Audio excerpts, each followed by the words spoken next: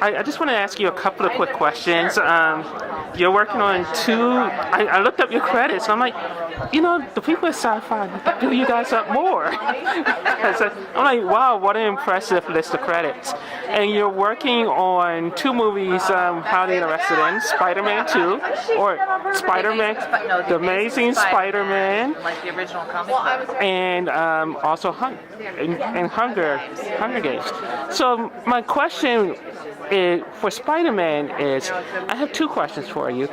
What exactly did you do with the makeup for Spider-Man, and I'm really not exactly allowed to talk about it. Okay, let me come at it. I can tell you that Legacy designed some of our makeups. Mm-hmm. I basically designed Reese's makeup because he was initially not supposed to be in makeup, and I wound up putting him in a lot of makeup.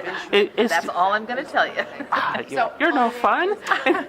So then my other question is going to come at this from a different angle then. Okay. What's it like doing, is there a total difference in, I asked you the question about doing makeup in a digital world, but how do you handle makeup in a 3D world? Is there something you have to do different?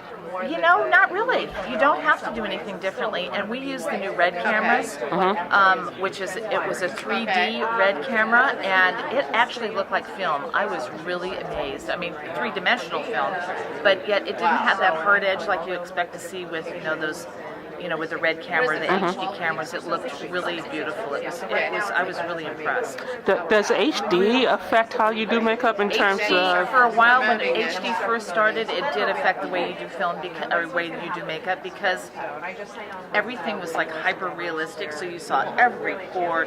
The DPs didn't really know how to use the filters or how to really adjust, so that it took that hard edge off of the actor or actress's face. So for a long time there was a lot of makeup companies trying to develop makeups that would assist in doing this. So yes, it did for a while change the way you did makeup. And then as a makeup artist in today's advancing technology, how important is it for you guys to really remain on top of it and experiment even before you get the job? It's really important to stay on top of all the new technology that's available to us, because there are so many new products, and it's really helpful for us to know how those products are used and who they can be used on. Okay, awesome. Oh, Hunger Games. Give me your non-answer about the Hunger Games. What's going on? The Hunger Games, I think, is going to be really great. Gary Ross did an amazing job. Jennifer Lawrence is an absolute dream to work with, and Josh Hutcherson, what a dog. And I think it's going to be a really cool movie. And Elizabeth Banks plays Effie, and she is amazing. And out of all the credits that you have, what's the most complex makeup you've done, and why? In a while, or like ever?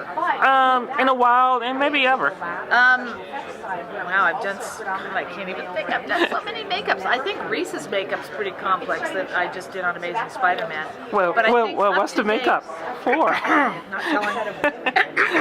Up to this date, I still think that probably one of the most complex makeups I ever did was on Robin Williams for Mrs. Doubtfire, because the technology was not as advanced as it is now, and back then it was a 13-piece overlapping foam latex, prosthetic makeup, and if I did not get it in exactly the same spot every single day, we had major problems with sweat, because it would just start bubbling out in weird places and completely ruin the makeup. So. And then my last question is, how important is it to have a rapport with your subject?